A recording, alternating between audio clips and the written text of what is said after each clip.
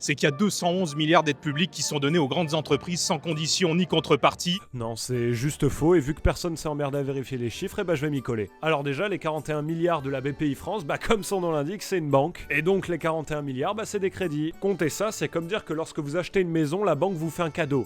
C'est absolument malhonnête. Et en plus, la BPI n'accorde aucun crédit avec de l'argent public, étant donné qu'elle n'a reçu que 100 millions d'aides publiques en 2023. Ensuite, le reste, à part les subventions, c'est ce qu'on appelle un manque à gagner. Donc en gros, c'est de l'argent qu'on pourrait récolter en plus à taxer. Dans les dépenses fiscales, la moitié, c'est la baisse de la TVA. Le problème, une entreprise, ça paye pas de TVA. Parce que une, c'est elle qui le récolte pour le reverser à l'URSSAF. Et de deux, si elle venait en payer, ce serait une charge déductible. Donc, on ne peut pas compter ça comme une aide aux entreprises. L'autre moitié, c'est les dépenses fiscales déclassées. Alors là, c'est un peu plus compliqué. En gros, c'est des déductions tellement vieilles qu'on considère que c'est le fonctionnement normal du pays. Compter ça, c'est comme critiquer l'Allemagne actuelle pour ce qu'elle a fait en 45, c'est complètement débile. Ensuite, pour les allègements de cotisations sociales. Déjà, ça ne s'applique que pour les entreprises qui embauchent à moins de 1,6 fois le SMIC. Et là, on va leur faire payer que la moitié des cotisations sociales qu'elles devraient normalement verser. Le truc, c'est que malgré ces aides, les cotisations sociales pour les entreprises augmentent plus vite que ces aides. En gros, sur une année, une entreprise va donner 100 de cotisations sociales,